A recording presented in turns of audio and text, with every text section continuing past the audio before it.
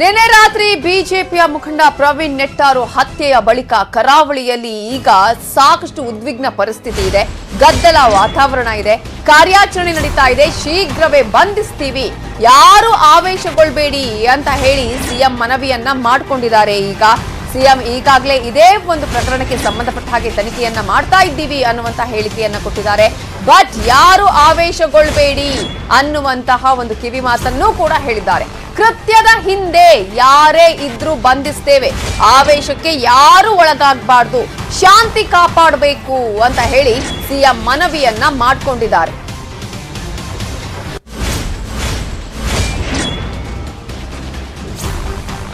ಇದರ ಹಿಂದಿರುವಂತಹ ವ್ಯಕ್ತಿಗಳು, ಸಂಘಟನೆಗಳು ಯಾರೇ ಇದ್ದರೂ ಕೂಡ ಅವರು ಸದೆ ಬಡಿಯುವಂಥ ಕೆಲಸವನ್ನು ಮಾಡ್ತೇವೆ. ದುಷ್ಕರ್ಮಿಗಳನ್ನು ದಮನ ಮಾಡುವವರೆಗೂ ವಿಶ್ರಮಿಸುವುದಿಲ್ಲ ಅನ್ನುವಂಥ ಮಾತನ್ನು ನಾನು ಹೇಳಕ್ಕೆ ಇಚ್ಛಪಡ್ತೇನೆ. ಹೀಗಾಗಿ ಆವೇಶಕ್ಕೆ ಯಾರು ಕೂಡ ಒಳಗಾಗಬಾರ್ದು, ಎಲ್ಲರೂ ಶಾಂತಿ ಸುವ್ಯವಸ್ಥೆಯನ್ನು ಕಾಪಾಡಬೇಕು ಅಂಥೇಳಿ ನಾನು ಕಳಕಳಿ ವಿನಂತಿಯನ್ನು ನಾನು ಮಾಡ್ತೇನೆ.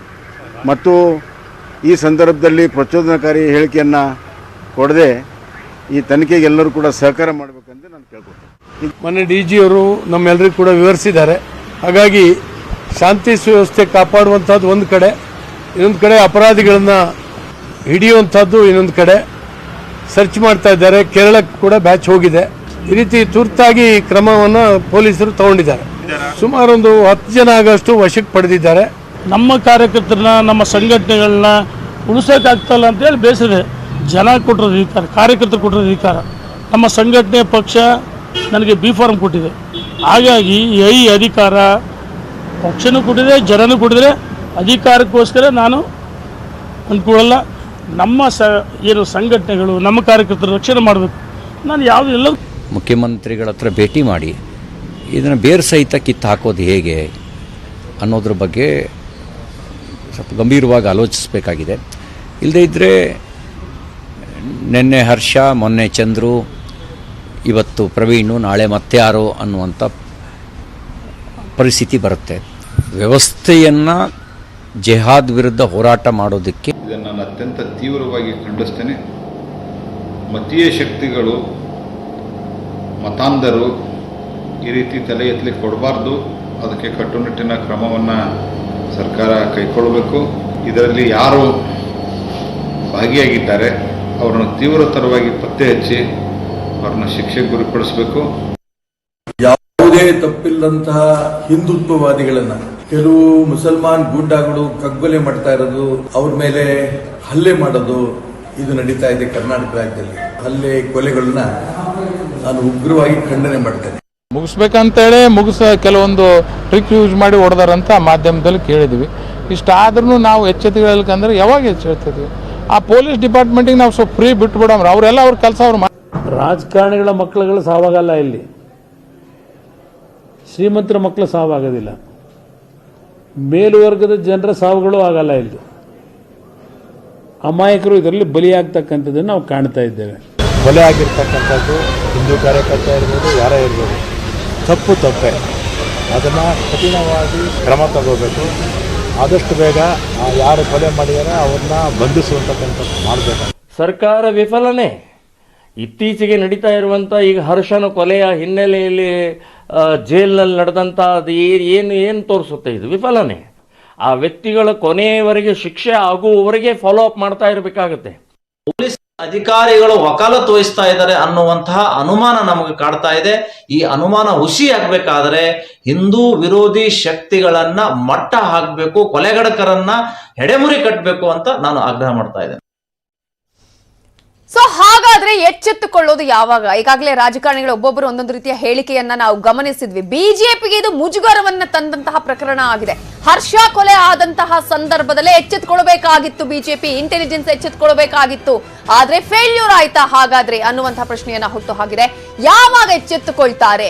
ಯಾವಾಗ ಕಠಿಣ ಕ್ರಮ ಆಗತ್ತೆ? ಇದು ಕಾರ್ಯಕರ್ತರ ಪ್ರಶ್ನೆ ಆಗಿರುವಂತದ್ದು. ಇನ್ನೂ ಕೂಡ ಎಷ್ಟು ಸಾವನ್ನ ನೋಡಬೇಕು. ನಮ್ಮದೇ ಸರ್ಕಾರ ಇಲ್ಲಿ ಇದೆ, ಬಿಜೆಪಿ ಸರ್ಕಾರ ಇದೆ, ಇಲ್ಲಿ ಕೇಂದ್ರದಲ್ಲೂ ಕೂಡ ಬಿಜೆಪಿ ಸರ್ಕಾರ ಇದೆ ಅನ್ನೋದು ಕಾರ್ಯಕರ್ತರ ಮಾತು. ಹಾಗಾದ್ರೂ ನಾವು ಇನ್ನು ಎಷ್ಟು ಸಾವಿಗೆ ಇಲ್ಲಿ ನೋಡಬೇಕಾದಂತಹ ಪರಿಸ್ಥಿತಿ ಇದೆ. ಇದುವೇ ಬಿಜೆಪಿಗೆ ಮುಜುಗರಕ್ಕೆ ಕಾರಣ ಆಗುವಂತಹ ಅಂಶಗಳು. ಹಾಗಾದ್ರೆ ಎಡವಿದ್ದೆಲ್ಲಿ? ಸರ್ಕಾರ ಏನ್ ಮಾಡಬೇಕಾಗಿತ್ತು, ಇಂಟೆಲಿಜೆನ್ಸ್ ಏನ್ ಮಾಡಬೇಕಾಗಿತ್ತು, ಯಾವ ರೀತಿಯಾಗಿ ಕಠಿಣ ಕ್ರಮಗಳನ್ನ ಕೈಗೊಳ್ಳಬೇಕಾಗಿತ್ತು, ಹೀಗೆ ಅನೇಕ ಪ್ರಶ್ನೆಗಳು ಕೂಡ ಇದೆ. ಇವೆಲ್ಲದರ ಬಗ್ಗೆ ಮಾತನಾಡೋದಕ್ಕೆ ನನ್ನ ಜೊತೆ ಅತಿಥಿಗಳು ಕೂಡ ಜಾಯಿನ್ ಆಗಿದ್ದಾರೆ. ಬಿಜೆಪಿ ವಕ್ತಾರರಾಗಿರುವಂತಹ ಮಧು ಎನ್ ರಾವ್ ಅವರು ಜಾಯಿನ್ ಆಗಿದ್ದಾರೆ. ಕಾರ್ಯಕ್ರಮಕ್ಕೆ ಸ್ವಾಗತ ನಿಮಗೆ. ನಮಸ್ಕಾರ. ಹಾಗೇನೆ ಕಾಂಗ್ರೆಸ್ ವಕ್ತಾರರಾಗಿರುವಂತಹ ಸಂಕೇತ್ ಎಂ ಏಣಗಿ ಅವರು ಕೂಡ ಜಾಯಿನ್ ಆಗಿದ್ದಾರೆ. ನಿಮಗೂ ಕಾರ್ಯಕ್ರಮಕ್ಕೆ ಸ್ವಾಗತ. ನಮಸ್ಕಾರ. ಮಧು ಅವರೇ, ಯಾರ ಫೇಲ್ಯೂರ್ ಇದು? ಇಲ್ಲ, ಇದು ತುಂಬ ದುಃಖದ ಸಂಗತಿ. ಹೋಗಿರೋವಂಥ ಹುಡುಗ ನಮ್ಮ ಪಕ್ಷದವನೇ. ಸಂಕಟ ಆಗತ್ತೆ, ಅಳು ಬರುತ್ತೆ, ಬೇಜಾರಾಗತ್ತೆ, ಕೋಪನೂ ಬರುತ್ತೆ. ಆದರೆ ಎಲ್ಲೋ ಒಂದು ಕಡೆ ನಮಗೆ ಏನು ಅನ್ನಿಸ್ತಿದೆ ಅಂತ ಹೇಳಿದ್ರೆ, ಈ ಮಾನಸಿಕತೆ, ಈ ಹಿಂದೂ ವಿರೋಧಿ ಅಂತ ಈ ಒಂದು ಮಾನಸಿಕತೆ ಯಾವಾಗ ಹೋಗುತ್ತೆ ಅಂತ ನಮ್ಗೆ ಇನ್ನೂ ಗೊತ್ತಾಗ್ತಿಲ್ಲ. ಅದಕ್ಕೆ ಕುಮ್ಮಕ್ಕು ಕೊಡುವಂಥ ಕೆಲಸ ಯಾರು ಮಾಡಬಾರ್ದು ಅಂತ ನಾನು ಕೇಳ್ಕೊಂತಿರೋದು ಒಂದು. ಎರಡನೇದು, ಫೇಲ್ಯೂರ್ ಅಂತ ಹೇಳಿದ್ರೆ ನೋಡಿ, ಹಲವಾರು ಏಜೆನ್ಸಿಗಳಿವೆ. ಇವಾಗ ಇಂಟೆಲಿಜೆನ್ಸ್ ಏಜೆನ್ಸಿ ಇದೆ, ಹೋಮ್ ಮಿನಿಸ್ಟ್ರಿ ಇದೆ, ಬೇರೆ ಬೇರೆ ಆಯಾಮದಲ್ಲಿ ಕೆಲಸ ಮಾಡ್ತಿರೋವಂಥ ಏಜೆನ್ಸೀಸ್ಗಳಿವೆ, ಇಲ್ಲ ಅಂತ ನಾನು ಹೇಳ್ತಿಲ್ಲ. ಆದರೆ ಎಲ್ಲವನ್ನೂ ಬಹುಶಃ ನೋಡಿಕೊಂಡು ಇವರು ಈ ಥರ ಮಾಡ್ತಾರೆ ಅಂತ ಮಾಹಿತಿ ಬಹುಶಃ ಇದ್ದಿದ್ದಾದ್ರೂ ಏನನ್ನ ಮಾಡ್ತಿದ್ರಾ ಏನೋ ಅಂತ ಒಂದು ಪ್ರಶ್ನೆ ಬರಬಹುದೇನೋ. ಇಂಟೆಲಿಜೆನ್ಸ್ ಏನ್ ಮಾಡ್ತಾ ಇದೆ, ಅಥವಾ ಈಗ ಗುಪ್ತಚರ ಇಲಾಖೆ ಅಥವಾ ಪೊಲೀಸ್ ಇಲಾಖೆ ಆಗಿರ್ಬೋದು, ಇವೆಲ್ಲವೂ ಕೂಡ ಇದ್ದು ನಿಮ್ಗೆ ಒಂದಿಂತಹ ಸಾವು ಪ್ರಕರಣಗಳನ್ನ ನಿಮ್ಗೆ ಭೇದಿಸೋದಕ್ಕಾಗೋದಿಲ್ಲ, ಅಥವಾ ಯಾವುದೇ ರೀತಿಯಂತ ಕ್ರಮಗಳನ್ನ ಈಗ ಆಗ್ತಾ ಇದೆ. ಹರ್ಷ ಕೊಲೆ ಆಯ್ತು, ಮಸೂದ್ ಕೊಲೆ ಆದಾಗ್ಲೇ ಎಚ್ಚೆತ್ಕೊಳ್ಬೇಕಾಗಿತ್ತು, ಏನೋ ಒಂದು ಆಗತ್ತೆ ಅಂತ ಹೇಳಿ. ಯಾಕೆ ಹಾಗಾದ್ರೆ, ಯಾಕೆ ಎಚ್ಚೆತ್ಕೊಳ್ತಾ ಇಲ್ಲ? ನೋಡಿ, ಎಲ್ಲೋ ಒಂದ್ ಕಡೆ ಏನಾಗುತ್ತೆ ಅಂತ ಹೇಳಿದ್ರೆ, ಇಂಟೆಲಿಜೆನ್ಸ್ ಫೇಲ್ಯೂರ್ ಅನ್ನೋದು ಒಂದು ಭಾಗ. ಆದ್ರೆ ಅದನ್ನು ಮೀರಿ ಇದನ್ನ ಮಾಡಿದ್ದಾರೆ ಅಂತ ಹೇಳಿದ್ರೆ, ಯಾಕೆಂದ್ರೆ ಇವಾಗ ಫೋನಿನಲ್ಲಿ ಮಾತನಾಡಿ ಅಥವಾ ಬೇರೆ ಏನಾದರೂ ಆಗಿದ್ದಾಗ ಇಂಟೆಲಿಜೆನ್ಸ್ ಬಂದ್ರೆ ಅದೊಂದು ರೀತಿ ಆಗುತ್ತೆ. ಆದರೆ ಬಹುಶಃ ಇದು ಈ ಪ್ರಕರಣ ನೋಡ್ತಾ ಇದ್ರೆ ನನಗೆ ಏನು ಅನ್ನಿಸ್ತಿದೆ ಅಂತ ಹೇಳಿದ್ರೆ, ಒಂದು, ಹಿಂದೂವಾದಿಗಳು ಯಾರೇ ಇದ್ರೂ ಅಂಥವ್ರನ್ನ ಎಣಿಸಿ ಕೊಲ್ತಾ ಇದಾರೇನೋ ಅನ್ನೋ ಒಂದು ನಮಗೆ ಮನವರಿಕೆ ಆಗ್ತಾ ಇದೆ ಇವಾಗ. ಬಿಕಾಸ್ ಈ ಟ್ರೆಂಡ್ ನೋಡ್ತಾ ಬಂದ್ರೆ ಕಾರ್ಯಕರ್ತರ ಕಥೆ ಏನು ನಾನು ಮಾತನಾಡಿಸ್ತೀನಿ. ಸಂಕೇತ ಅವರೇ, ಈಗಾಗಲೇ ಇಂತಹ ಕೊಲೆಯ ಪ್ರಕರಣಗಳು ಪ್ರತಿನಿತ್ಯ ಜಾಸ್ತಿ ಆಗ್ತಾನೆ ಹೋಗ್ತಾ ಇದೆ. ಪ್ರತಿಯೊಂದು ಕೂಡ ರಾಜಕೀಯ ಹೇಳಿಕೆಗಳನ್ನ, ರಾಜಕೀಯ ಬಣ್ಣಗಳನ್ನ ಪಡ್ಕೊಳ್ತಾ ಇರೋದನ್ನ ನಾವು ನೋಡ್ತಾ ಇದೀವಿ. ನಿಮ್ಗೂ ಕೂಡ ಅದೇ ಪ್ರಶ್ನೆ, ಫೇಲ್ಯೂರ್, ಯಾರ ಫೇಲ್ಯೂರ್ ಇದು? ನೋಡಿ, ಇದು ಸರ್ಕಾರದ ಲಾ ಅಂಡ್ ಆರ್ಡರ್ ಮೇಂಟೆನೆನ್ಸ್ ನಲ್ಲಿ ಫೇಲ್ಯೂರ್ ಆಗುವಂತ ವಿಚಾರ. ಇದನ್ನ ಸರ್ಕಾರದವ್ರು ಒಪ್ಲಿ ಅಥವಾ ಒಪ್ಪದೇ ಇರ್ಲಿ, ಇದು ಒಪ್ಲೇಬೇಕಾದಂತ ವಿಚಾರ. ಯಾರಾದ್ರೂ ಅದು ಒಪ್ಲೇಬೇಕಾದಂತ ವಿಚಾರ. ಎರಡನೇ ವಿಚಾರಕ್ಕೆ ಸಂಬಂಧಪಟ್ಟಂಗೆ, ಇಂಟೆಲಿಜೆನ್ಸ್ ನಮ್ಮ ಕರ್ನಾಟಕದ ಸರ್ಕಾರದ ಹತ್ರ ಇದೆ. ಅಲ್ಲದೆ ಇವರು ಇಂಟೆಲಿಜೆನ್ಸ್ ಫೇಲ್ಯೂರ್ ಬಗ್ಗೆ ಇವ್ರಿಗೆ ಏನು ಹೋದ್ರು ಇವತ್ತಿನವರೆಗೂ ಅವ್ರಿಗೆ ಯಾವುದೇ ಕನಿಷ್ಠ ವಿಷಾದ ವ್ಯಕ್ತಪಡಿಸುವಂತ ವಿಚಾರವನ್ನು ಕೂಡ ಅವರು ಪ್ರಸ್ತಾಪಿಸ್ತಾ ಇಲ್ಲ. ಮೂರನೇ ವಿಚಾರವಾಗಿ, ನಮ್ಮ ಹೋಮ್ ಮಿನಿಸ್ಟರ್ ಏನಿದ್ದಾರೆ ಅರಗ ಜ್ಞಾನೇಂದ್ರ ಅವರು ಅಧಿಕಾರ ವಹಿಸಿದ ನಂತರ ಲಾ ಅಂಡ್ ಆರ್ಡರ್ ಪ್ರಾಬ್ಲಮ್, ಈ ಹಿಂದೂ ಮುಸ್ಲಿಂ ಅಂತ ಅಷ್ಟೇ ಅಲ್ಲ ನಾನು ಹೇಳ್ತಾ ಇರೋದು, ಬೇರೆ ಬೇರೆ ಕೂಡ ಲಾ ಅಂಡ್ ಆರ್ಡರ್ ಪ್ರಾಬ್ಲಮ್ ಆಗ್ತಾ ಇದೆ. ಅದರ ಬಗ್ಗೆ ಏನ್ ಕ್ರಮ ಕೈಗೊಂಡ್ರು? ಈಗ PI ನಮ್ಮ ಈಗ ಗೃಹ ಸಚಿವರು ಈ PSI ಎಕ್ಸಾಮ್ ದಲ್ಲಿ ಆಗ್ಬಿಟ್ಟಿದಾರೋ, ಅಥವಾ ಅದರಲ್ಲಿ ಯಾವ ರೀತಿ ದುಡ್ಡು ಸಂಪಾದನೆ ಮಾಡ್ಬೇಕು ಅನ್ನೋ ವಿಚಾರ ಬ್ಯುಸಿ ಆಗಿದಾರೋ, ಅಥವಾ ಲಾ ಅಂಡ್ ಆರ್ಡರ್ ಮೇಂಟೆನೆನ್ಸ್ ಅವ್ರ ಪ್ರಯಾರಿಟಿ ಇದೇನೋ ಇಲ್ಲೋ ಅನ್ನೋದ್ರ ಬಗ್ಗೆ ಇವತ್ತಿಗೂ ಗೊತ್ತಾಗ್ತಾ ಇಲ್ಲ. ಇವರ ನಡವಳಿಕೆ ನೋಡಿದ್ರೆ, ಇವರ ಕಾರ್ಯವೈಖರಿ ನೋಡಿದ್ರೆ, ಇವ್ರು ಇಲ್ಲಿವರೆಗೆ ನಡೆದುಕೊಂಡು ಬಂದಿರೋ ನೋಡಿದ್ರೆ, ಇವರು 40% ಸರ್ಕಾರ ಅಂತ ಗಂಭೀರವಾದ ಆರೋಪ ಇದೆ ಇದ್ರ ಬಗ್ಗೆ.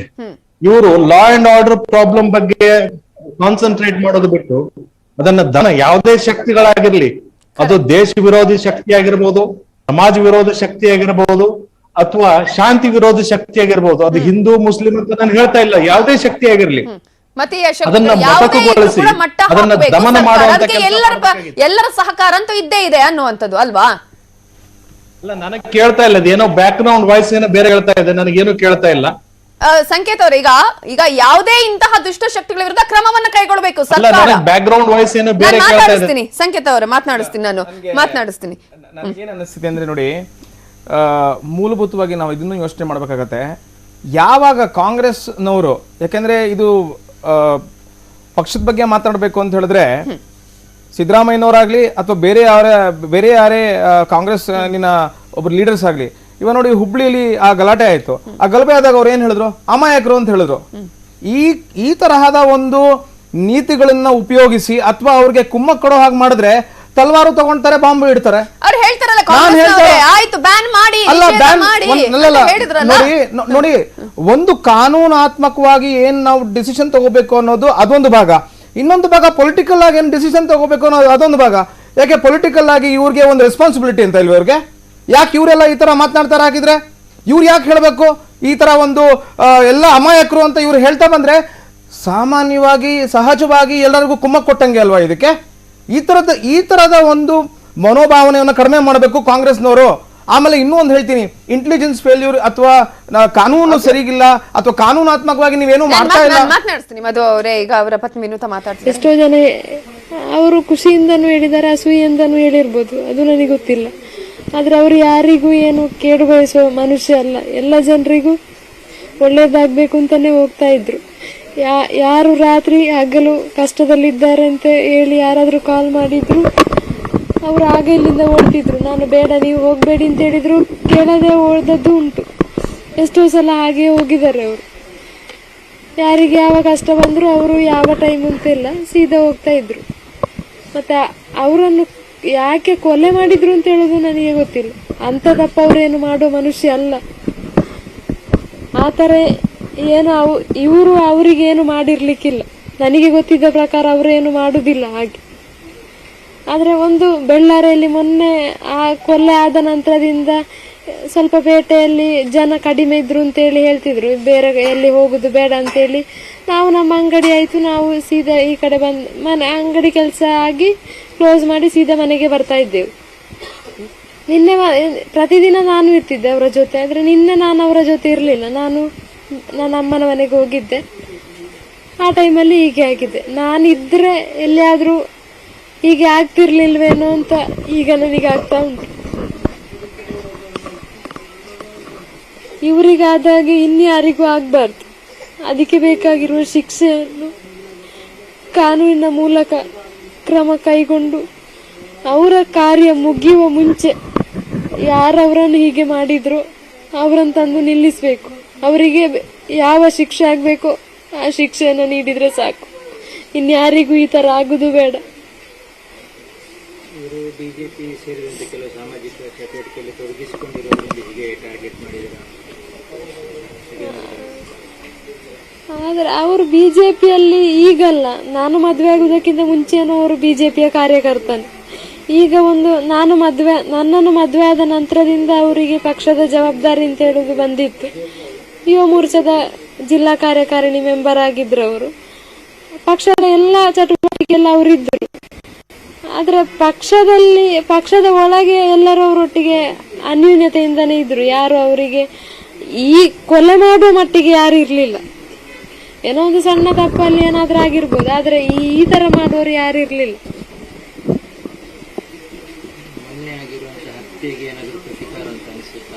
ಯಾಕೆಂದ್ರೆ ಆ ಹತ್ಯೆಗೆ ಪ್ರತೀಕಾರ ಇವ್ರ ಹತ್ರ ತೀರಿಸಬೇಕಾಗಿಲ್ಲ. ಯಾಕೆಂದ್ರೆ ಆ ಹತ್ಯೆಗೆ ಇವ್ರಿಗೆ ಯಾವುದೇ ಸಂಬಂಧ ಇಲ್ಲ. ಅವ್ರು ಯಾರು ಇವರ ಫ್ರೆಂಡ್ಸ್ ಅಲ್ಲ, ಅವ್ರು ಯಾರು ಇವರು ಪರಿಚಯದವರಲ್ಲ. ಅವರು ಆ ಕೊಲೆ ಆದ ಟೈಮಲ್ಲಿ ಮನೆಯಲ್ಲೇ ಇದ್ರು. ಅವರು ಏನು ಆ ಕಡೆ ಹೋಗಿರ್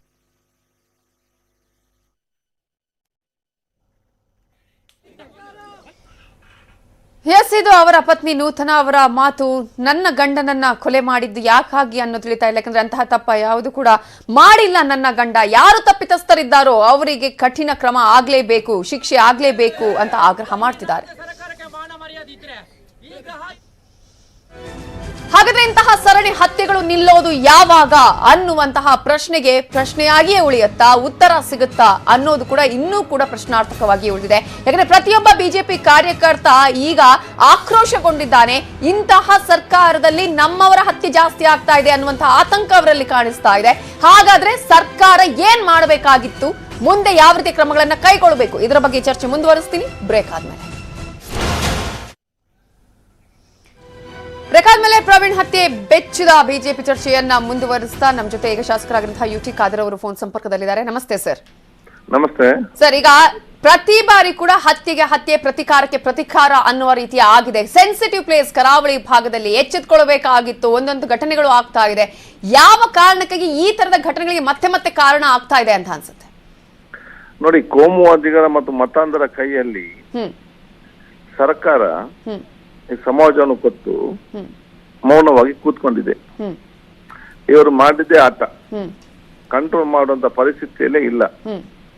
ಕಳೆದ ಹಲವು ತಿಂಗಳು ನಾವು ಸತತ ಹೇಳ್ತಾ ಇದ್ದೆವು, ಕಾನೂನು ಸುವ್ಯವಸ್ಥೆ ಇಲ್ಲ, ಸರ್ಕಾರ ಮತ್ತು ಪೊಲೀಸ್ನ ಭಯ, ಗೂಂಡಾಗರಿ ಮತ್ತು ಮತಾನ ಶಕ್ತಿಗಳಿಗಿಲ್ಲ, ಕಟ್ಟುನಿಟ್ಟಿನ ಕ್ರಮ ತೆಕ್ಕೊಳ್ಳಿ, ಒಂದು ಶಾಂತಿ ಸಭೆ ಮಾಡಿ ಉಸ್ತುವಾರಿ ಸಚಿವರು ಇದರಲ್ಲಿ ಬೇರೆ ಬೇರೆ ಘಟನೆ, ತುಂಬಾ ಬೇರೆ ಬೇರೆ ಸಣ್ಣ ಪುಟ್ಟ ಘಟನೆಗಳು ಆಯ್ತು. ಆದಾಗ ಕೂಡ ನಾವು ಹೇಳಿದ ಒಂದು ಶಾಂತಿ ಸಭೆ ಮಾಡಿ, ಯಾವ್ದು ಇಲ್ಲ, ಈಗ ಬಿಟ್ಟು ಬಿಟ್ಟಿದ್ದಾರೆ. ಅವ್ರು ಏನು ಬೇಕಾಗಿ ಮಾಡಿಕೊಂಡು ಹೋಗ್ತಾರೆ. ಈ ರೀತಿಯಾದ ಪರಿಸ್ಥಿತಿ ಏನಿದು?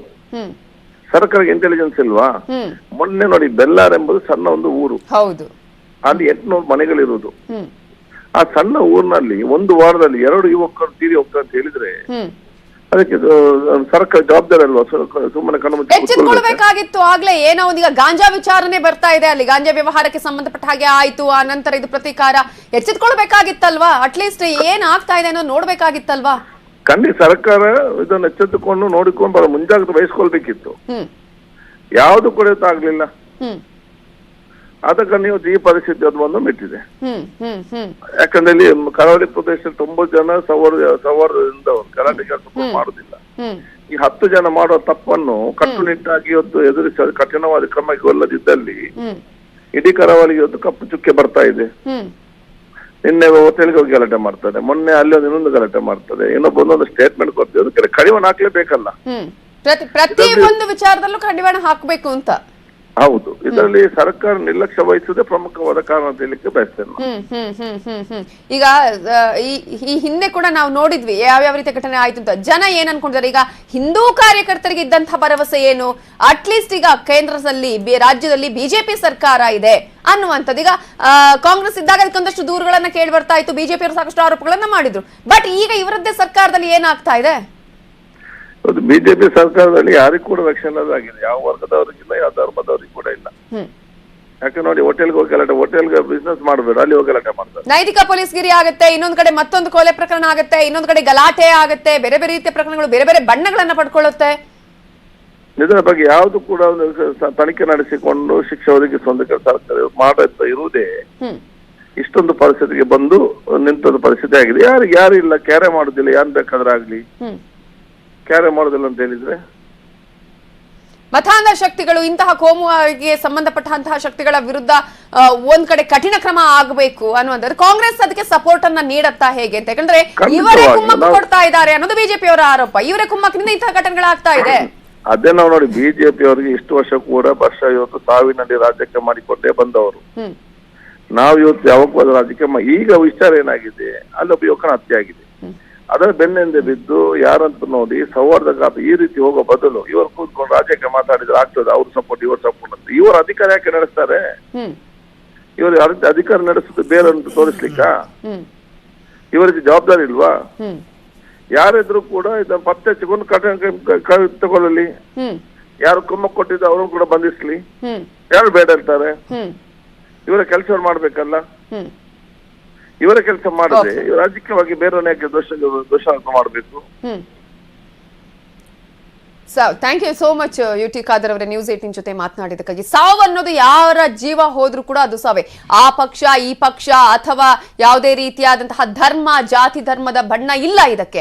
ಆದ್ರೆ ಎಷ್ಟು ಬಡವರು ಇನ್ನೂ ಸಾಯಬೇಕು, ಅದರಲ್ಲೂ ಪ್ರಮುಖವಾಗಿ ಒಂದಷ್ಟು ಕಾರ್ಯಕರ್ತರುಗಳು ಆಗಿರ್ಬೋದು ಅಥವಾ ಈ ರೀತಿಯಾದಂತಹ ಮನೆಗೆ ಆಧಾರ ಸ್ತಂಭವಾದವರನ್ನೇ ಕಳ್ಕೊಳ್ತಾ ಇದ್ದಾರೆ ಅನ್ನುವಂಥದ್ದು ಅನೇಕರ ಈಗ ಮಾತಾಗಿದೆ. ಸಂಕೇತ ಮೇಣಗಿ ಅವರು, ಈಗಾಗಲೇ ಒಂದ್ ಕಡೆ ಪೊಲೀಸ್ ಇಲಾಖೆ ಎಲ್ಲಿ ಫೇಲ್ಯೂರ್ ಆಗ್ಲಿಲ್ವಾ? ಹಾಗಾದ್ರೆ ಈಗ ಹೇಳ್ತಾ ಇದ್ರು ಮಧು ಅವರು, ಇಂಟೆಲಿಜೆನ್ಸ್ ಆಗಿರ್ಬೋದು, ಪೊಲೀಸ್ ಇಲಾಖೆ ಅವರು ತಮ್ಮ ಕೆಲಸವನ್ನ ನಿರ್ವಹಣೆ ಮಾಡಿದ್ದಾರೆ ಅನ್ನುವ ಮಾತನ್ನ ಹೇಳ್ತಾ ಇದ್ರು. ಆದ್ರೆ ಮಸೂದ್ ಕೊಲೆ ಆದಾಗ್ಲೇ ಅಥವಾ ಹರ್ಷ ಕೊಲೆ ಆದಂತ ಸಂದರ್ಭದಲ್ಲಿ ಎಚ್ಚೆತ್ಕೊಳ್ಬೇಕಾಗಿತ್ತು. ಕರಾವಳಿ ತುಂಬಾ ಸೂಕ್ಷ್ಮ ಪ್ರದೇಶ, ಏನೋ ಹೆಚ್ಚು ಕಡಿಮೆ ಆಗುವ ಚಾನ್ಸಸ್ ಇದೆ ಅನ್ನೋದು ಎಲ್ಲರಿಗೂ, ಪ್ರತಿಯೊಬ್ಬ ನಾಗರಿಕರಿಗೂ ಗೊತ್ತಿದೆ. ನೋಡಿ, ಕೆಲವೊಂದು ಉದಾಹರಣೆ ಸಮೇತ ತಮ್ಮ ಮುಂದೆ ಹೇಳಕ್ ಇಷ್ಟಪಡ್ತೀನಿ. ಒಬ್ಬ ಹಿಂದುತ್ವ ಸಂಘಟನೆಯ ಸದಸ್ಯನಾದಂತ ಕಾರ್ತಿಕ್ ಮೇರ್ಲಾ ಅನ್ನೋ ಒಬ್ಬ ವ್ಯಕ್ತಿ ಸೆಪ್ಟೆಂಬರ್ 4, 2019 ಗಣೇಶೋತ್ಸವ ಪೆಂಡಾಲ್ದಲ್ಲಿ ಒಂದು ಮರ್ಡರ್ ಆಗಿದೆ. ಇದು ಬಿಜೆಪಿ ಸರ್ಕಾರ ಬಂದ ನಂತರದ ವಿಚಾರ. ಅವನ್ ಮರ್ಡರ್ ಮಾಡಿರುವಂತವ್ರು ಇಬ್ಬರನ್ನ ಅರೆಸ್ಟ್ ಮಾಡಿರ್ತಾರೆ ಪೊಲೀಸರು, ಚರಣ್ ಮತ್ತು ಕಿರಣ್ ಅಂತ ಹೇಳಿ. ಅವ್ರನ್ನೂ ಕೂಡ ಮೊನ್ನೆ ಮಾಡ್ಲಾಗ್ತದೆ 5/6/2022. ಹಾಡ್ ಹಗಲದಲ್ಲೇ ಮರ್ಡರ್ ಆಗಿರುವಂತದ್ದು. ಇದು ಮೂರನೇದು ವಿಚಾರ, ಹರ್ಷನ್ ಮರ್ಡರ್ ಆಯ್ತು. ಇದು ಬಿಜೆಪಿ ಆಡಳಿತದಲ್ಲೇ ಆಗಿರುವಂತದ್ದು. ಚಂದ್ರನ್ ಮೇಲೆ ಈಗ ಅದು ಪ್ರಯತ್ನ ಆಯ್ತು ಅಥವಾ ಅದ್ರ ಚಂದ್ರು ಕೊಲೆ ಆಯ್ತು ಅಂತ ಅನ್ಕೊಳ್ಳಿ, ಅದು ಕೂಡ ಬಿಜೆಪಿ ಆಡಳಿತದಲ್ಲಿ ಆಗಿರುವಂತದ್ದು. ಮತ್ತೆ ಚಿತ್ರದುರ್ಗ ಜಿಲ್ಲೆಯಲ್ಲಿ ಸಡುಲ್ಲಾ ಅನ್ನೋರ ಮೇಲೆ ಒಬ್ಬ ನೂತನ ಗೌಡ ಅನ್ನೋರು ಹಲ್ಲೆ ಮಾಡ್ತಾರೆ, ಅವನು ಕೂಡ ಸತ್ತು ಹೋಗ್ತಾನೆ. ಅಂದ್ರೆ ನಾನು ಜಾತಿ ಹಿಡ್ಕೊಂಡು ಮಾತಾಡ್ತಾ ಇಲ್ಲ, ಅದು ಮಾತನಾಡೋದು ಬೇಡ. ಕೊಲೆ ಅಂದ್ರೆ ಮಾನವೀಯತೆ ವಿರುದ್ಧವಾದ ಒಂದು ಘಟನೆ ಅದು. ಅದು ಯಾವುದೇ ಜಾತಿಗೆ ಸಂಬಂಧಪಟ್ಟಿರ್ಬೋದು, ಅದನ್ನ ನಾವು ವಿಷಾದಿಸಬೇಕಾಗ್ತದೆ. ಯಾವುದೇ ಜಾತಿಗೆ ಸಂಬಂಧಪಟ್ಟವ್ರು ಕೊಲೆ ಮಾಡಿದ್ರು ಕೂಡ ಅದನ್ನ ನಾವು ವಿರೋಧಿಸಬೇಕಾಗ್ತದೆ. ಅದನ್ನ ಒಂದು ಸರಿಯಾದ ಕಾನೂನಾತ್ಮಕ ಕ್ರಮ ಕೈಗೊಳ್ಳುವಲ್ಲಿ ನಾವೆಲ್ಲರೂ ಕೂಡ ಸಹಕರಿಸಬೇಕಾಗ್ತದೆ ಕಾನೂನಿನ ಜೊತೆಗೆ. ನಾವು ಜವಾಬ್ದಾರಿಯುತವಾದ ಪಕ್ಷವಾಗಿರೋದ್ರಿಂದ ಕೊಲೆಗಾರರು ಒಂದು ಕಮ್ಯುನಿಟಿ ಎ ಅಥವಾ ಕಮ್ಯುನಿಟಿ ಬಿ ಅಂತ ನಾವು ಅದರಲ್ಲಿ ಕ್ಯಾಟಗರಿ ಮಾಡಬಾರ್ದು. ಕೊಲೆಗಾರರು ಅದರಲ್ಲಿ ಎರಡು ಜಾತಿ ಮೇಲೆ ಅದರಲ್ಲಿ ಅವಲಂಬನೆ ಮಾಡಬಾರ್ದು.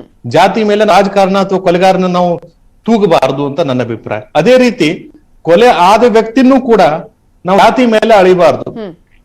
ಇದು ಕೊಲೆ ಅನ್ನೋದೇನಿದೆ ಮಾನವೀಯತೆ ವಿರುದ್ಧದ ಒಂದು ಘಟನೆ. ಇದನ್ನ ನಾವು ಸಂಪೂರ್ಣವಾಗಿ ವಿರೋಧಿಸ್ತೇವೆ. ತಪ್ಪಿತಸ್ಥರಿಗೆ ಕಾನೂನಾತ್ಮಕವಾಗಿ ಎಷ್ಟು ಕಠಿಣ ಶಿಕ್ಷೆ ಕೊಡಕ್ ಸಾಧ್ಯತೆ ಅದನ್ನ ಕೊಡಬೇಕು, ಅದು ಕೊಡಿಸೋದಕ್ಕೆ ಸರ್ಕಾರ ಪ್ರಯತ್ನಿಸಬೇಕು. ಈ ನಿಟ್ಟಿನಲ್ಲಿ ಸರ್ಕಾರದ ಜೊತೆಗೆ ನಾವು ಇದ್ದೇವೆ, ಸರ್ಕಾರದ ಜೊತೆಗಿದ್ದೇವೆ, ನೊಂದ ಕುಟುಂಬದ ಜೊತೆಗಿದ್ದೇವೆ. ಹಾಗಾಗಿ ಆರೋಪ ಮಾಡ್ತಾ ಇದ್ದಾರೆ ಅಂದ್ರೆ ಕುಮ್ಮಕ್ಕು ಕೊಡ್ತಾ ಇರೋದೇ ಕಾಂಗ್ರೆಸ್ ಇಂತಹ ಘಟನೆಗಳಿಗೆ ಅಂತ ಹೇಳಿ ನಾನು ಮಾತನಾಡಿಸ್ತೀನಿ ಸಂಕೇತ ಅವರಿಗೆ. ಮಧು ಅವ್ರೆ, ಈಗ ಬಿಜೆಪಿಗೆ ಯಾವ ನೈತಿಕತೆ ಇದೆ ಈಗ ಕಾರ್ಯಕರ್ತರ ಮುಂದೆ ಹೋಗೋದಿಕ್ಕೆ? ಇಲ್ಲ ನೋಡಿ, ನಿಮ್ಮ ಪ್ರಶ್ನೆಗಿಂತ ಮುಂಚೆ ಒಂದು ಉತ್ತರ ನಾನು ಕೊಡಬೇಕು ಯು ಟಿ ಖಾದರ್ ಅವ್ರಿಗೆ. ಯು ಟಿ ಖಾದರ್ ಅವರು ಬಹಳ ಚೆನ್ನಾಗಿ ಹೇಳಿದ್ರು, ಸರ್ಕಾರ ಏನು ಮಾಡ್ತಿಲ್ಲ, ಸರ್ಕಾರದ ವೈಫಲ್ಯತೆ ಅಂತೆಲ್ಲ. ಇದೇ ಯು ಟಿ ಖಾದರ್ ಅವರು ನೋಡಿ ಹೇಗಿದೆ ಮಾನಸಿಕತೆ ಬಗ್ಗೆ ನಾನು ಪ್ರಶ್ನೆ ಮಾಡ್ತಾ ಇರೋವಂಥದ್ದು. ಇದೇ ಯು ಟಿ ಖಾದರ್ ಅವರು CAA ಇಂಪ್ಲಿಮೆಂಟೇಷನ್ ಗಲಾಟೆ ಆದಾಗ ಇದೇ ಯು ಟಿ ಖಾದರ್ ಅವರು ಹೇಳಿದ್ರು, ಇದೇ ಕರಾವಳಿ ಕ್ಷೇತ್ರದಿಂದ ಬರುವಂತ ಹೇಳಿದ್ರು, CAA ಕರ್ನಾಟಕದಲ್ಲಿ ಏನನ್ನ ಇಂಪ್ಲಿಮೆಂಟ್ ಮಾಡಿದ್ರೆ ಛಿದ್ರ ಆಗತ್ತೆ ಅಂತ ಹೇಳಿದ್ರು. ಸ್ಟೇಟ್ಮೆಂಟ್ ತೆಗೆದು ನೋಡಿ, it be blown up into cinders ಅಂತ ಹೇಳಿದ್ರು. ಇಂಥ ಮಾತನಾಡೋಕ್ಕೆ ಈ ಒಂದು ಮಾತುಗಳಿಂದನೇ ಇವೆಲ್ಲ ಕುಮ್ಮಕ್ ಕೊಡ್ತಿರೋವಂಥದ್ದು. ನಾನು ಇದನ್ನು ಇವಾಗಲೂ ಹೇಳ್ತಾ ಇದ್ದೀನಿ ನೋಡಿ, ಕಾನೂನಾತ್ಮಕವಾಗಿ ನೋಡುವಂಥದ್ದು ಒಂದು ವಿಷಯ, ಆದರೆ ಎಲ್ಲೋ ಒಂದು ಕಡೆ ಪೊಲಿಟಿಕಲ್ ಆಗು ನೋಡಬೇಕು. ಇವಾಗ ಇಷ್ಟೆಲ್ಲ ಚೆನ್ನಾಗಿ ವ್ಯಾಖ್ಯಾನ ಕೊಟ್ಟರು ನಮ್ಮ ಮಿತ್ರರಾದಂಥ ಸಂಕೇತ ಅವರು ಹೇಳ್ತಾ ಇದ್ರು, ನೀವು ಯಾವುದನ್ನು ಒಂದು ಜಾತಿಯಾಗಿ ಅಥವಾ ಒಂದು ಕೋಮಿನ ಬಗ್ಗೆ ನೋಡಬಾರ್ದು ಅಂತ. ಸರ್, ನೀವು ದಯವಿಟ್ಟು ಹೇಳಿ, ಇದೆಲ್ಲ ಆಗ್ತಾ ಇರೋದು ಕೋಮಿನ ಒಂದು ಭಾಗನೇ ಇದು. ಯಾಕೆ ಅಂತ ಹೇಳಿದ್ರೆ ಅಸಹಿಷ್ಣುತೆ. ಯಾವಾಗ ಅಸಹಿಷ್ಣುತೆ ಬಂದಿದೆಯೋ ಇದು ಬರ್ತಾ ಇದೆ.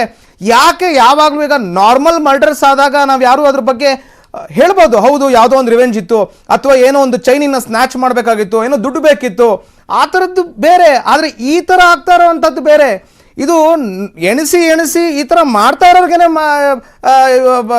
ಕಣ್ಣು ಹಾಕಿನೇ ಮಾಡ್ತಾ ಇರೋವಂಥದ್ದು. ಹಾಗಾಗೇನೆ ಹೇಳ್ತಾ ಇರೋವಂಥದ್ದು ಸರ್ಕಾರದ ವೈಫಲ್ಯತೆ. ನಾನು ಹೇಳ್ತಾ ಇದ್ದೀನಿ ಇವತ್ತುವೆ, ಸರ್ಕಾರ ಸುಮ್ಮನೆ ಕೂತಿಲ್ಲ. ಯಾಕಂದ್ರೆ ತುಂಬಾ ವ್ಯಾಖ್ಯಾನ ತುಂಬಾ ನೋಡಿ ಇರಬಹುದು, ನಾನು ಇಲ್ಲ ಅಂತ ನಾನು ಹೇಳಕ್ಕೆ ಆಗ್ತಿಲ್ಲ. ಆದ್ರೆ ನಾನು ಹೇಳ್ತಾ ಇರೋದು ಇಷ್ಟೇನೆ, ಸರ್ಕಾರ ಇದ್ರ ಬಗ್ಗೆ ಕಠಿಣ ಕ್ರಮ ತುಂಬಾ ಇದ್ರ ಬಗ್ಗೆ ಇಲ್ಲ ದಯವಿಟ್ಟು ಕೇಳಿಸ್ಕೊಳ್ಳಿ. ಎಲ್ಲರೂ ಇದ್ರ ಬಗ್ಗೆ ಮಾತನಾಡ್ತಿದ್ದಾರೆ, ಕಠಿಣ ಕ್ರಮ ತಗೋಬೇಕು ಅಂತ. ಹೌದು, ಯಾವ ಒಂದು ಕ್ರಮ ಕಾನೂನು ಚೌಕಟ್ಟಿನಲ್ಲಿದೆಯೋ ಅದನ್ನ ತಗೋತೀವಿ. ಯಾಕಂದ್ರೆ ಈ ಭಾವೋದ್ವೇಗದಿಂದ ನಾವೇನ್ ಮಾತಾಡ್ತಿದೀವಿ ಅಂತ ಹೇಳಿದ್ರೆ ಎನ್ಕೌಂಟರ್ ಮಾಡಬೇಕು, ಆತರ ಮಾಡಬೇಕು ಅಂತ. ಆದ್ರೆ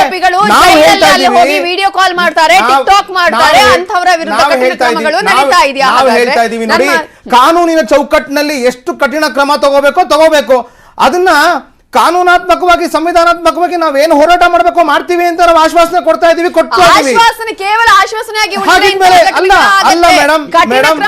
ಮೇಡಮ್, ಕಠಿಣ ಕ್ರಮ ನಾವು ತಗೋಬೇಕಾಗಿರುವಂತದ್ದು ಕಾನೂನಿನ ಚೌಕಟ್ಟಿನಲ್ಲಿ ತಗೋಬೇಕಲ್ವೇ? ಅದ್ರ ಬಗ್ಗೆ ನಾವು ಇವಾಗ NIA ಇವಾಗ ನೋಡಿ ಈ ತರ ಒಂದು ಕೃತ್ಯ ಆದಾಗ ಕೊಲೆಗಳಾದ್ಮೇಲೆ ಜೀವ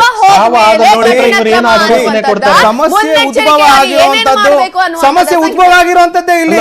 ಇವಾಗ ಯಾರು ಇದಕ್ಕೆಲ್ಲ ಕುಮ್ಮ ಕೊಡ್ತಿರೋದು? ಯಾಕೆ ಕಾಂಗ್ರೆಸ್ನವ್ರು ಹೇಳ್ಬಾರ್ದು ಇವೆಲ್ಲ ಮಾಡಬಾರ್ದು ತಪ್ಪು ಅಂತ? ಯಾಕೆ ಒಂದು ಬಾಯಿಂದ ಯಾರಿಗೂ ಸ್ಟೇಟ್ಮೆಂಟ್ ಕೊಡಕ್ಕಾಗಲ್ವ?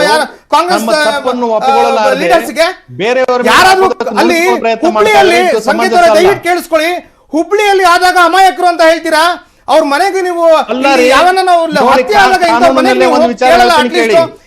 ಹೇಳ್ಬಾರ್ದ ಬೇಡ ಮಾಡಬೇಡಿ ಅಂತ ನೀವು ಮಾಡಿರೋದ್ರಿಂದ ತಾನೇ ನಮ್ಮ ದೇಶ ಇದುವರೆಗೂ ಬಂದಿರೋದು. ಇವಾಗ ಹೇಳ್ತೀರಾ ಕಾನೂನಾತ್ಮಕವಾಗಿ ಮಾಡಬೇಕು, ಸರ್ಕಾರದ ವೈಫಲ್ಯತೆ ಅಂತ. ಯುಟಿ ಖಾದರ್ ಅವರಿಗೆ ಏನು ನೈತಿಕತೆ ಇದೆ ಇದ್ರ ಬಗ್ಗೆ ಮಾತಾಡಕ್ ಆಗಿದ್ರಿ?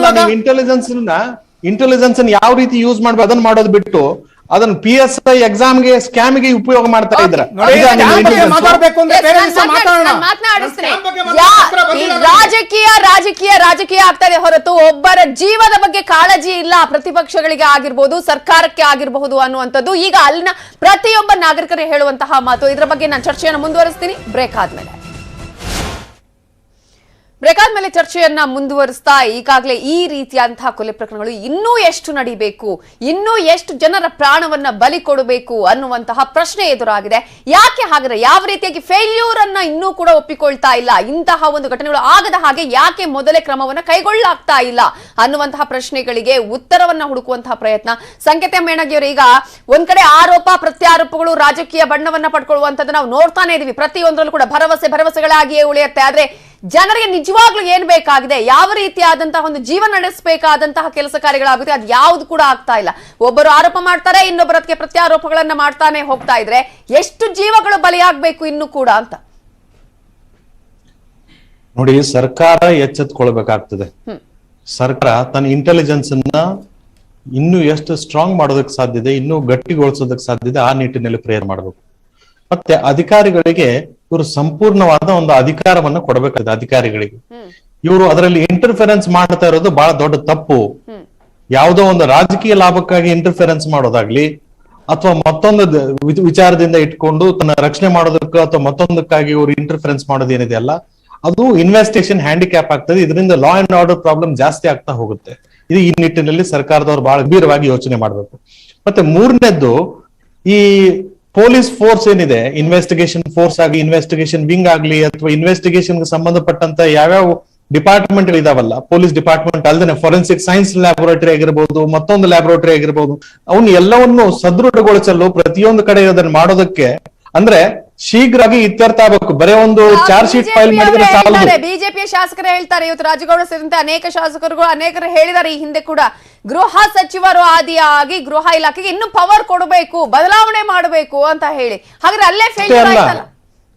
ಅಷ್ಟೇ ಅಲ್ಲ, ತನಿಖೆಗೆ 6 ತಿಂಗಳು 8 ತಿಂಗಳು ತೋಳೋ ವಿಚಾರವನ್ನು ತಪ್ಪಿಸ್ಬೇಕು. ನಾವು ಆದಷ್ಟು ಶೀಘ್ರವಾಗಿ ತನಿಖೆ ಆಗ್ಬೇಕು. ಇದಕ್ಕೆ ಸ್ಪೆಷಲ್ ಕೋರ್ಟ್ಗಳಲ್ಲಿ ಇದನ್ನ ತನಿಖೆ ಆದ ನಂತರ ಚಾರ್ಜ್ ಶೀಟ್ ಫೈಲ್ ಮಾಡೋ ರೀತಿ ಆಗ್ಬೇಕು.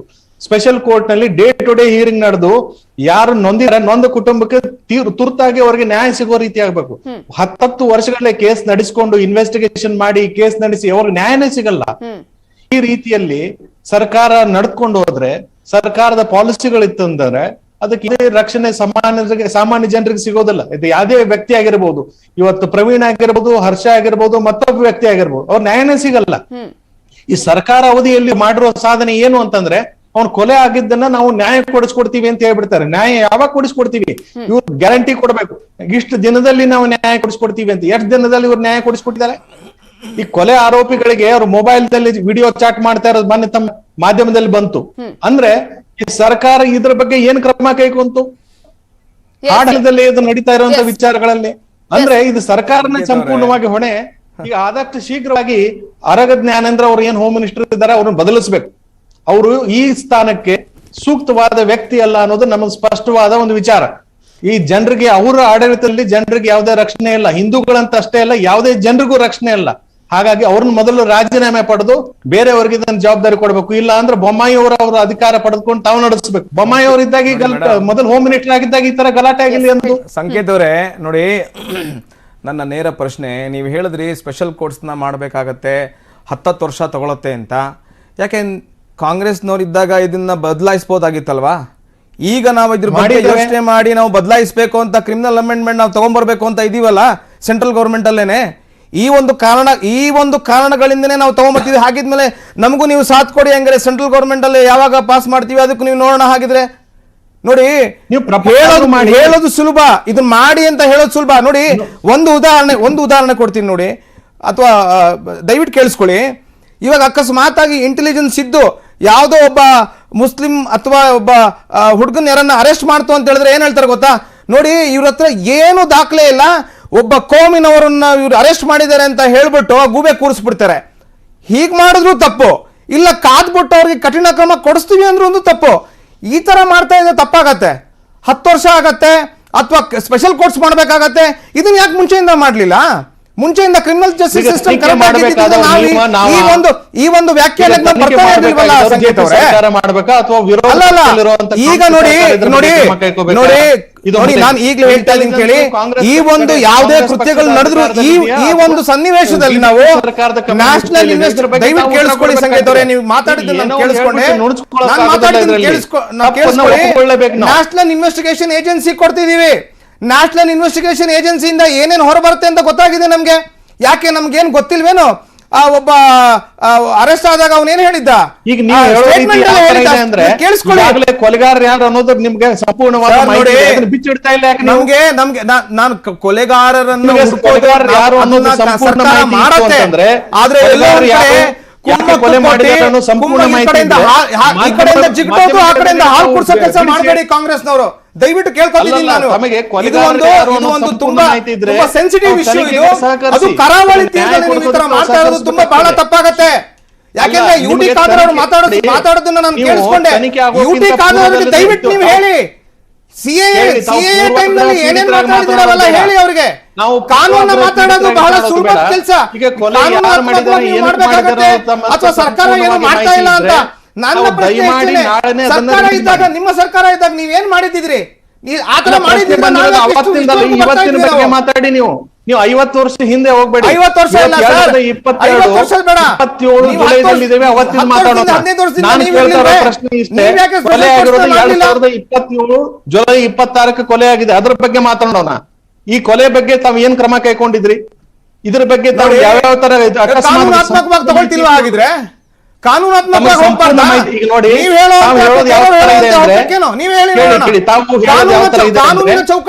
ಕೊಲೆ ಮಾಡಿದ್ದಾರೆ, ಯಾಕೆ ಕೊಲೆ ಮಾಡಿದ್ದಾರೆ, ಎಲ್ಲಿಂದ ಬಂದು ಕೊಲೆ ಮಾಡಿದ್ದಾರೆ ಅನ್ನೋದು ತಮ್ಮ ಹತ್ರ ಸಂಪೂರ್ಣ ಮಾಹಿತಿ ಇದ್ದವ್ರಿಗೆ ತಾವು ಹೇಳ್ತಾ ಇದ್ರಿ. ಆತರ ಇದ್ರೆ ನಾಳೆನೆ ಬಿಡುಗಡೆ ಮಾಡಿದ ಮಾಹಿತಿನೆಲ್ಲ ನಾವು ತಮ್ಮ ಸಂಪೂರ್ಣವಾಗಿ ಸಾಥ್ ಕೊಡ್ತಾ ಇದೀವಿ. ನಾವೆಂದು ವಿರೋಧ ಮಾಡ್ತಾ ಇಲ್ಲ. ಎಲ್ಲಿ ಏನ್ ಸಮಸ್ಯೆ ಆಗ್ತಾ ಇದೆ, ಯಾವುದರಿಂದ ಈ ರೀತಿಯಾದಂತಹ ಮತ್ತೆ ಸಮಸ್ಯೆ ಈಗಲೂ ಹೇಳ್ತಾ ಇದ್ದೀನಿ, ಈ ಒಂದು ಐಡಿಯಾಲಜಿಕಲ್ ಥಿಂಕಿಂಗ್ ಇಂದಾನೆ ಆಗ್ತಿರೋಂಥದ್ದು. ದಯವಿಟ್ಟು ಕೇಳಿಸ್ಕೊಳ್ಳಿ, ದಯವಿಟ್ಟು ಕೇಳಿಸ್ಕೊಳ್ಳಿ. ಮಾತಾಡಾದ್ಮೇಲೆ ಮಾತಾಡಿ. ಈ ಒಂದು ಐಡಿಯಾಲಜಿಕಲ್ ಇದೆಯಲ್ಲ, ಈ ಐಡಿಯಾಲಜಿಕಲ್ ಇಶ್ಯೂಸ್ ಇದೆಯಲ್ಲ, ಈ ಐಡಿಯಾಲಜಿಕಲ್ ಅದು ಮಾತನಾಡಿಸ್ತೀನಿ, ಇಬ್ಬರನ್ನು ಕೂಡ ನಾನು ಮಾತನಾಡಿಸ್ತೀನಿ. ಇದೇ ಹೊತ್ತಲ್ಲೇ ಬಿಜೆಪಿ ರಾಜ್ಯಾಧ್ಯಕ್ಷರಾಗಿರುವ ನಳಿನ್ ಕುಮಾರ್ ಕಟೀಲ್ ಅವರು ಈ ಹಿಂದೆ ಮಾತಾಡಿದಂತಹ ಒಂದು ವಿಡಿಯೋ ಈಗ ವೈರಲ್ ಆಗ್ತಾ ಇದೆ. ಅದರಲ್ಲಿ ಏನ್ ಹೇಳಿದ್ದಾರೆ ನೋಡೋಣ. ನಾನು ಕರಾವಳಿ ಜಿಲ್ಲೆಯಲ್ಲಿ ಹೋರಾಟ ಮಾಡಿ ಬಂದವ. ತಾಕತ್ತಿದ್ರೆ ನಮ್ಮ ಒಬ್ಬನೇ ಒಬ್ಬ ಕಾರ್ಯಕರ್ತನನ್ನ ಮುಟ್ಟಿ ನೋಡಿ, ಭಾರತೀಯ ಜನತಾ ಪಾರ್ಟಿ ಇದಕ್ಕೆ ಉತ್ತರ ಕೊಡೋದಕ್ಕೆ ಸಿದ್ಧ ಇದೆ. ನಮ್ಮ ಯಾವ ಕಾರ್ಯಕರ್ತನು ಭಯಪಡ್ತಕ್ಕಂಥ ಅವಶ್ಯಕತೆಗಳಿಲ್ಲ. ಗೂಂಡಾಗಿರಿಯ ರಾಜಕಾರಣ ಮುಗಿದೋಯ್ತು. ಸ್ವಾಮಿ, ನಾನು ಕರಾವಳಿ ಜಿಲ್ಲೆಯಲ್ಲಿ ಹೋರಾಟ ಮಾಡಿ ಬಂದವ. ತಾಕತ್ತಿದ್ರೆ ನಮ್ಮ ಒಬ್ಬನೇ ಒಬ್ಬ ಕಾರ್ಯಕರ್ತನನ್ನ ಮುಟ್ಟಿ ನೋಡಿ, ಭಾರತೀಯ ಜನತಾ ಪಾರ್ಟಿ ಇದಕ್ಕೆ ಉತ್ತರ ಕೊಡೋದಕ್ಕೆ ಸಿದ್ಧ ಇದೆ. ನಮ್ಮ ಯಾವ ಕಾರ್ಯಕರ್ತನು ಭಯಪಡ್ತಕ್ಕಂಥ ಅವಶ್ಯಕತೆಗಳಿಲ್ಲ. ಗೂಂಡಾಗಿರಿಯ ರಾಜಕಾರಣ ಮುಗಿದೋಯ್ತು. ನಾನು ಏನು ಹೇಳ್ತಿಲ್ಲ ಮಧು ಅವರೇ, ನಾ ಏನು ಹೇಳ್ತಾ ಇಲ್ಲ. ಇಂತಹ ಒಂದು ಪೊಳ್ಳು ಭರವಸೆಗಳು, ಇಂತಹ ಒಂದು ಮಾತುಗಳು ಉತ್ತರ ಕುಮಾರನ ಪೌರುಷ ಇದುವೇನ ಕಾಣಿಸ್ತಾ ಇರೋದು, ಜೀವ ಹೋಗೋದಕ್ಕೆ ಕಾರಣ ಆಗ್ತಾ ಇರುವಂತದ್ದು. ನೋಡಿ, ದಯವಿಟ್ಟು ನನ್ನ ಮನವರಿಕೆ ಎಲ್ರಿಗೂ, ನನ್ನ ಕೋರಿಕೆ ಎಲ್ರಿಗೂ, ಈ ಥರದ್ದು ನೀವು ಏನು ಹೇಳ್ತಾ ಇದ್ದೀರಾ, ಇವಾಗ ಇವ್ರ ತರ ಹೇಳಿದ್ರು ಏನು ಮಾಡ್ತಾರೆ, ಸರ್ಕಾರ ಇದೆ ಮೇಡಮ್, ಅದಕ್ಕೆ ದಯವಿಟ್ಟು ಅರ್ಥ ಮಾಡ್ಕೊಳ್ಳಿ. ಒಂದು ಕಾನೂನು ಆ ಒಂದು ಆಕ್ರೋಶ, ನನ್ನ ಆಕ್ರೋಶ ನನಗೂ ಇದೆ, ನನಗೂ ಆಕ್ರೋಶ ಇದೆ, ಎಲ್ಲರಿಗೂ ಆಕ್ರೋಶ ಇದೆ.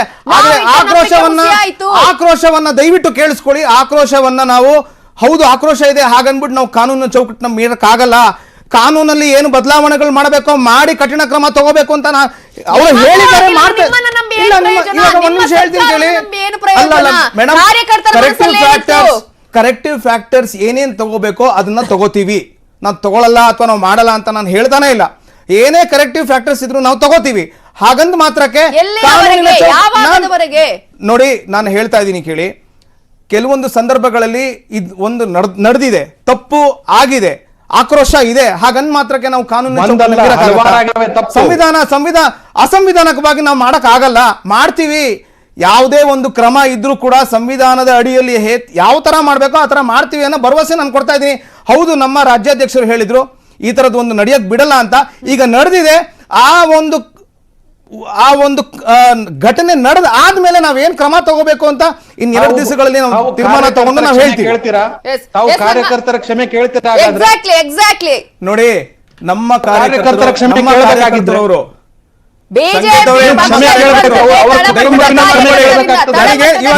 ಇದನ್ನೆಲ್ಲ ನೋಡ್ತಾ ಇದ್ರೆ ನನಗೇನ್ ಅನ್ನಿಸ್ತಿದೆ ಅಂತ ಹೇಳಿದ್ರೆ ಪಿತೂರಿ ಮಾಡಿ ಕೊಲೆ ಮಾಡಿದಾರ ಅಂತ ಅನ್ನಿಸ್ತಾ ಇದೆ. ನಾನು ಮಾತನಾಡಿಸ್ತೀನಿ ಮಧು ಅವರೇ, ಹಾಗೇನೆ ಸಂಕೇತ ಅವರು, ನಾನು ಇದರ ಚರ್ಚೆಯನ್ನು ಮುಂದುವರಿಸ್ತೀನಿ ಬ್ರೇಕ್ ಆದ್ಮೇಲೆ. ಪ್ರವೀಣ್ ಹತ್ಯೆ ಬೆಚ್ಚದ ಬಿಜೆಪಿ ಚರ್ಚೆಯನ್ನ ಮುಂದುವರಿಸ್ತಾ, ಇಂತಹ ಕೊಲೆಗಳು ಎಷ್ಟು ಇನ್ನೂ ಕೂಡ ನಡೀಬೇಕು, ಎಷ್ಟು ಈ ಒಂದು ಪ್ರಕರಣಗಳು ನಡೀತಾನೆ ಹೋಗ್ಬೇಕು ಅನ್ನುವಂತಹ ಆಕ್ರೋಶ ಕಾರ್ಯಕರ್ತರಲ್ಲಿ ಇದೆ. ಇವೆಲ್ಲದರ ಬಗ್ಗೆ ಮಾತನಾಡೋಕೆ ನಮ್ಮ ಜೊತೆ ಈಗ ಶಾಸಕರಾಗಿರುವಂತಹ ಹರೀಶ್ ಪೂಂಜಾ ಅವರು ಜಾಯಿನ್ ಆಗಿದ್ದಾರೆ. ನಮಸ್ತೆ, ಕಾರ್ಯಕ್ರಮಕ್ಕೆ ಸ್ವಾಗತ. ನಮಸ್ತೆ ಹರೀಶ್ ಪೂಂಜಾ ಅವರೇ, ಈಗ ಮತ್ತೆ ಇಂತಹ ಘಟನೆಗಳು ಕರಾವಳಿ ಭಾಗದಲ್ಲಿ ಆಗ್ತಾ ಇರುವಂತದ್ದು, ಅನೇಕರ ಆಕ್ರೋಶ ಇದೆ. ಕಾರ್ಯಕರ್ತರಂತೂ ತುಂಬಾ ಬೇಸರ ಮಾಡ್ಕೊಂಡಿದ್ದಾರೆ, ಆಕ್ರೋಶವನ್ನ ವ್ಯಕ್ತಪಡಿಸ್ತಾ ಇದ್ದಾರೆ. ಪ್ರತಿ ಬಾರಿ ಕೂಡ ಇಂತಹ ಘಟನೆಗಳಾಗುತ್ತೆ, ನಮ್ಮದೇ ಸರ್ಕಾರ ಇದೆ ಕೇಂದ್ರದಲ್ಲಿ ರಾಜ್ಯದಲ್ಲಿ ಅನ್ನುವಂತಹ ಒಂದು ಅಸಹಾಯಕತೆ ಕೂಡ ಕಾಣಿಸ್ತಾ ಇದೆ. ಖಂಡಿತವಾಗಿಯೂ ಇವತ್ತು ನಮ್ಮ ಕಾರ್ಯಕರ್ತರಿಗೆ ಆಗಿರ್ತಕ್ಕಂಥ ನೋವಿದೆ. ನೋವು ಖಂಡಿತವಾಗಿಯೂ ಅದು ನೋವು ಬರತಕ್ಕಂಥದ್ದೇ ವಿಚಾರ. ಈ ಎಲ್ಲ ಘಟನೆಗಳನ್ನು ನೋಡಿದಾಗ ಇವತ್ತು ಪ್ರವೀಣ್ ಅವರ ಹತ್ಯೆ ಆಗಿದೆ. ಹತ್ಯೆಯ ಹಿಂದೆ ಇರ್ತಕ್ಕಂಥ ಸಂಘಟನೆಗಳು ಮತ್ತೆ ಹತ್ಯೆ ಹಿಂದೆ ಇರ್ತಕ್ಕಂಥ ವ್ಯವಸ್ಥಿತವಾಗಿರ್ತಕ್ಕಂಥ ಜಾಲವನ್ನು ಭೇದಿಸ್ತಕ್ಕಂಥ ಪ್ರಯತ್ನಗಳಾಗಬೇಕು.